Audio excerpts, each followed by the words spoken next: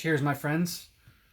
Welcome into another edition of Quarantine Cards. I believe this is round 7, if I'm not mistaken.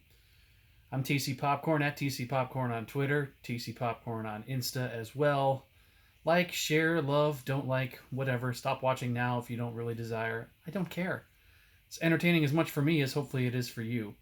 That little drink that I have here today, this is courtesy of my good friend Brad. Brad, it's for you. This is Red Stag, Jim Beam Red Stag, mixed with Cherry Dr. Pepper, which is unreal. As he says, it'll catch up to you in a hurry. The Boomers this year installed the Jim Beam Club above home plate, which is pretty nifty. So maybe we can work on calling this one the Quarantini. Chef Devin, what do you think? Maybe? Sort of? I don't know. Nod to the apparel today. First of all, I've got the Northwestern shirt on, the long sleeves. Go Cats. That was my best Wildcat impression. They do that after every first down. Know a lot of people who have worked, still work at Northwestern. Sister Popcorn, who's out in New Jersey, actually went to Northwestern as well. I went to a ton of Northwestern games. Still go on occasion. But representing the Wildcats today in the Big Ten. On the lid, it is the defending World Series champion Washington Nationals. Can they repeat? Will they have the chance to repeat? How many games is baseball going to play? I don't know. If you ask me, without Anthony Rendon, who of course is now in LA with Joe Madden at the Los Angeles Angels of Anaheim, they're going to be a little bit challenged, I think, to have as good of a lineup as they have. And can Steven Strasburg repeat the magic that he was able to put together in the postseason? I don't know, so we'll have to see that as well. But I'm missing the baseball, hence the Nationals hat today. And don't worry, this will be basically the end of the Cubs and Brewers series, where my good friend Adam, the Cubs would already be waving the brooms. Charlie, back at you too, ditto. So yeah, missing the baseball, hanging in there. Hopefully this keeps us somewhat entertained.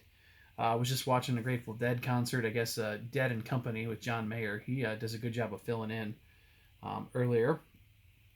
Have you had a favorite meme from these quarantine days? I just saw a great one a second ago. Let me take a sip and then I'll share this with you.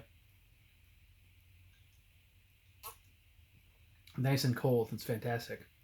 Uh, it was basically talking about the trails, which have been a hot button issue here in Illinois. And a lot of trails have been shut down. And say, if you can't keep 10 feet away from a person in front of you on the trail, just imagine that you're watching a Bears game and think of Mitch Trubisky trying to throw to a Bears receiver. As far as he misses him is as far as you want to stay away. I thought that was funny. And again, we've talked already. Trubisky's probably not going to be the starter any longer for the Bears. Welcome in some new viewers. Heard a comment that said it looked like someone from American Pickers. I don't know. Do you see it? I guess that's kind of what we're doing, right? Going through a lot of baseball cards and stuff. I'm going to try to not lose one in the cushions of my couch today. I did recover the missing David Price card at the end of our last episode. Working my way through Tiger King. Man, that's crazy, isn't it? I guess I'm basically like everybody in America during this quarantine. This is probably the best time for Netflix. And maybe, if you want to invest in the stock market, invest in some Netflix stock because they're probably keeping it going for the rest of us. The new season of Ozark just came out as well, season 3 of that, so we'll have to dive into it. But I want to finish Tiger King first and go from there. Had some pizza for dinner today, trying to keep the economy alive from a local establishment. What is your favorite pizza topping?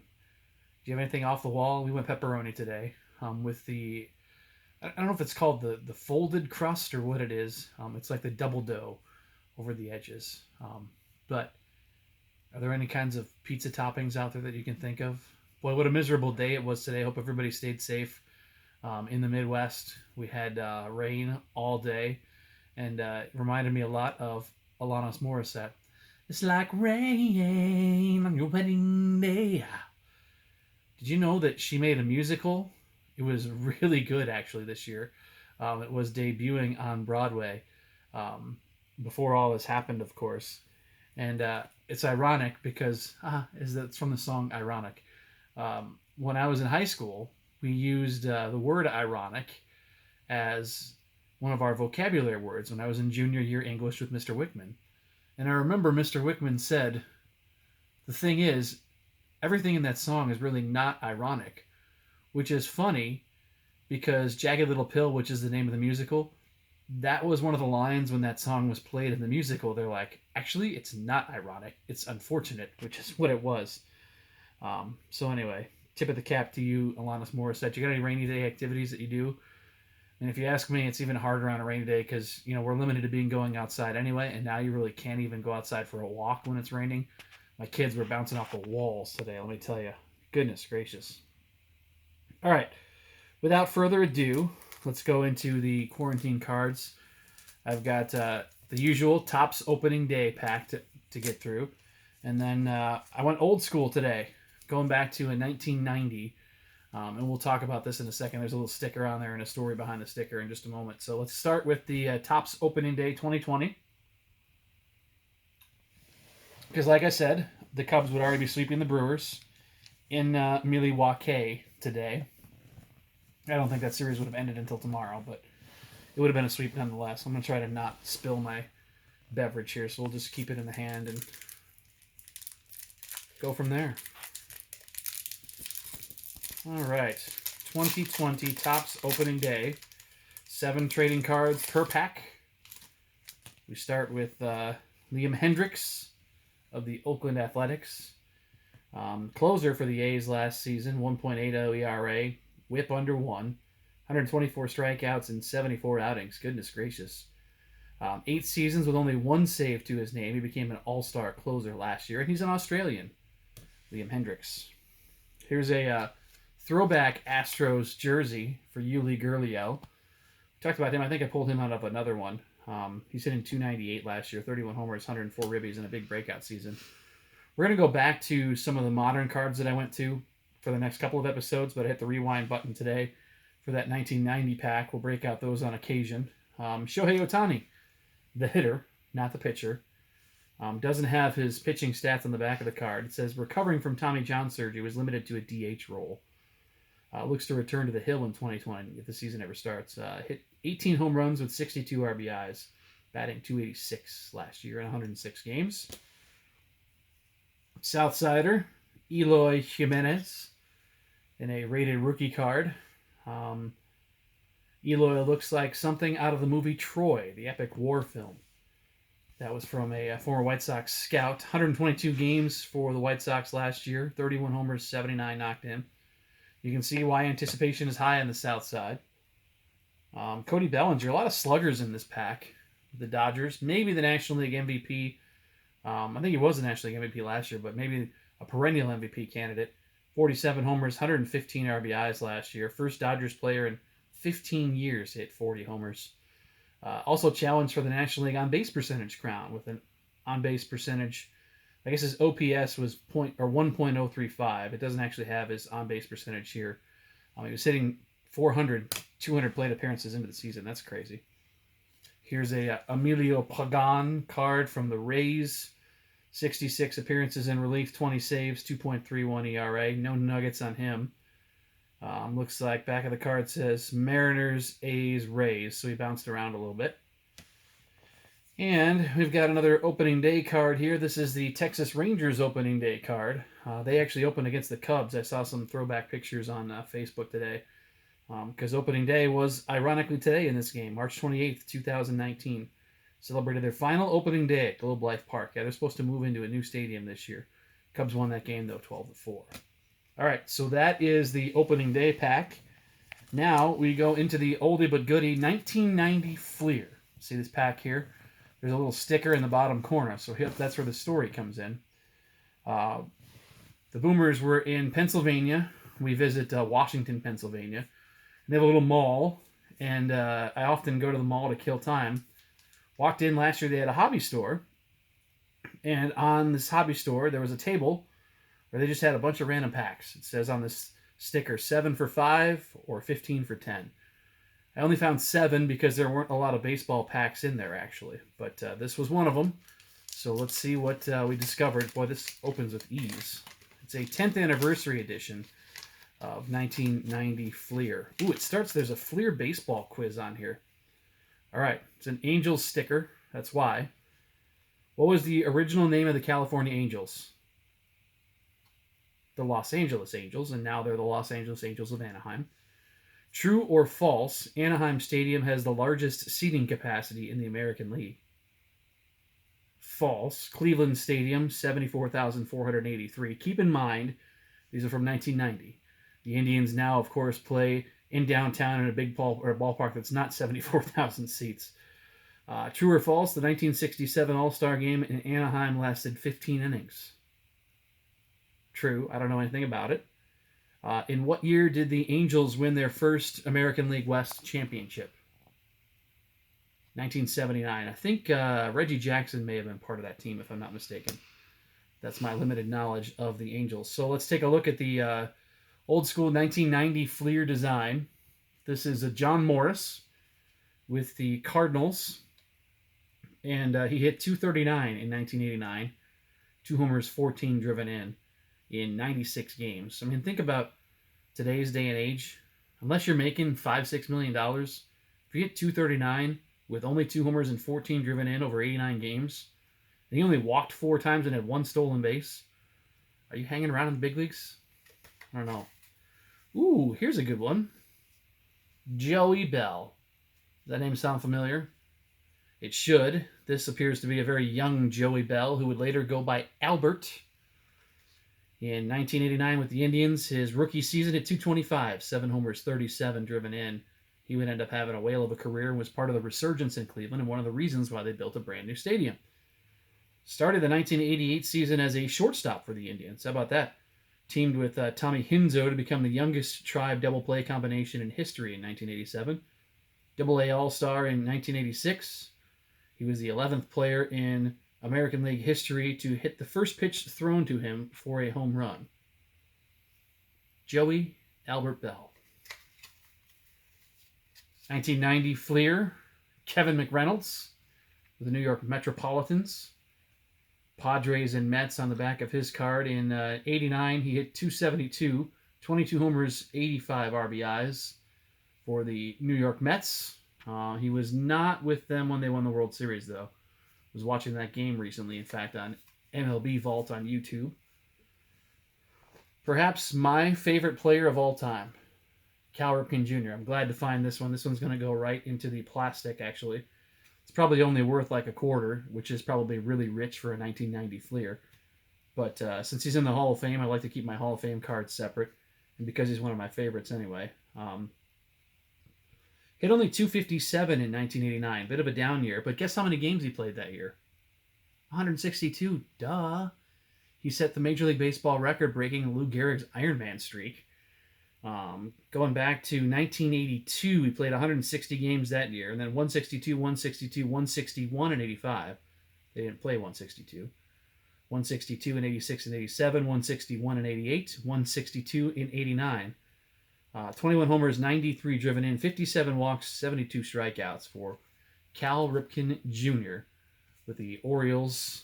Not a fan of those traveling gray jerseys, but we'll keep that one off to the side. We got Darryl Hamilton. Speaking of the Brewers, there's those old Brewers logo, that glove MB.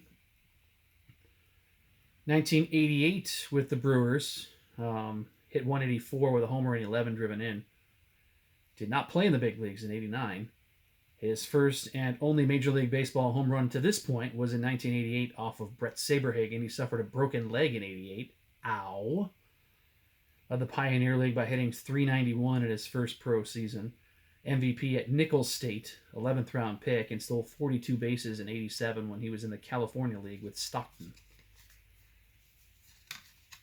Kansas City Royals, Pat Tabler, Major League Baseball journeyman. Cubs, Indians, Royals on the back of his card. 123 games in 1989, hit .259, 2 homers, 42 driven in, 37 walks, 42 strikeouts. Not a single stolen base to his career. He's a Cincinnati native. Pat Tabler. Here is Frank Viola with the Mets. Could there be a case for him to be in the Hall of Fame? Doubtful. Left-handed pitcher. Very good, don't get me wrong. He would be in the Hall of Very Good. Most of his career was with the Twins. Best season, he was 24-7 for the Twins in 1988. The 2.64 ERA. Through 255 and a third innings at that point. threw 257 and two-thirds innings in 1984. He had 4 seasons of 17 or more wins, but fell on hard times at the end of his career. And he actually now coaches in the Atlantic League and is a pitching coach. And funny story, he was the very first ejection. The Atlantic League this year used robot umpires. And Frank Viola was the very first ejection as a result of arguing a call from the robot umpire. Another Indian, Doug Jones, late inning reliever. Look at that classic stash that he's got there with the curly locks. Career began with the Brewers. In 89 with the Indians, very good, 7-10, 2.34 ERA, 32 saves. He saved 37 games in 88. 65 strikeouts and 80 and two-thirds. What's crazy is when you think of the closer, much different in the 80s and 90s compared to now. Now you have the flamethrowers. Then you wanted the guys who could just get the outs. And speaking of guys who could just get the outs, here's John Franco with the Reds and the Nasty Boys, which makes me think of the WWF. I can't remember the names of the Nasty Boys right now. And Charlie, you're going to kill me for this, for not being able to figure that out offhand. John Franco saved 32 games for the Reds. This was before he went to the Mets. He was a member of the Nasty Boys, of course. I think that was 1990 when they won the World Series, if I'm not mistaken. He was 4-8 that year with 60 strikeouts and 80 and two-thirds. Going back to 1986 on this card, he had almost 30 saves in every season. Players of the decade. George Brett. Told you my George Brett story a couple of rounds ago. Not a big fan of George Brett for failing to sign an autograph for me when I was about 12 years old. But he is, of course, a Hall of Famer and had a whale of a career for the Kansas City Royals. 2,500 career hits and better than 300 average. Started his major league career by hitting only 125, though, but never came close to that number again. We'll keep him off to the side. He's a Hall of Famer as well. Frontier League Small World Story. Here's Ken Oberkfell. He was actually coach for the Gateway Grizzlies. Long career, mainly with the Cardinals, also with the Braves, the Pirates, and the Giants. Hit .319 for the Giants in 1989. A couple homers and 15 driven in. 89, I think, was the earthquake year with the World Series, right? If I'm not mistaken. Anyway, .319 was a career high average for him. .281 career hitter in the big leagues. 2 homers, 15 driven in for Oberkfell, who's from Maryville, Illinois, which is right down near where the Gateway Grizzlies play. Here's Rich Gedman. Boy, this must be the Indy Pack, this 1990 Fleer, because Gedman was an Indy ball manager for, I want to say, Worcester in the Can-Am League. Good catcher, hit .212 for the Red Sox in 1989, but as you know, catchers aren't necessarily there for their offense unless your name is Carlton Fisk.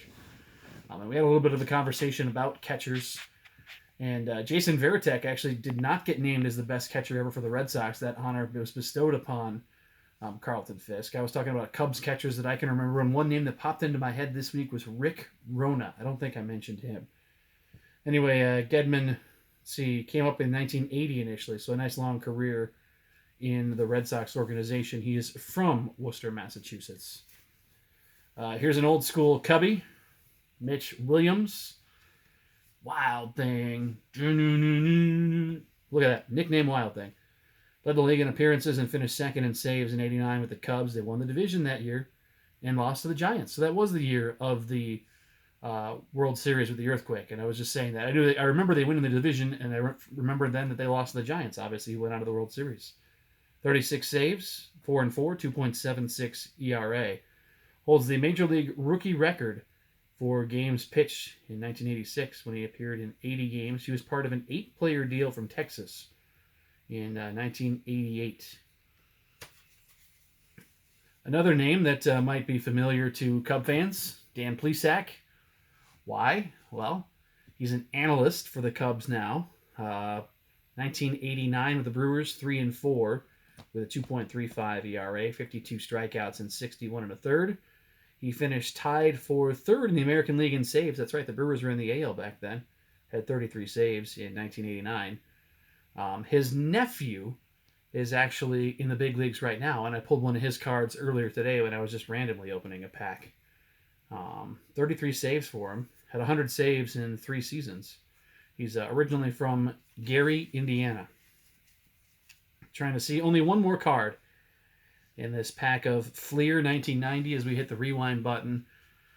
We're going to go to Topps Heritage 2020 again for our next round, but we'll pull out some randoms from here and there to kind of take a look at because these are fun, aren't they? Here's Jack Howell from the Angels. And again, this is just a very old school look of a card, nothing flashy about it.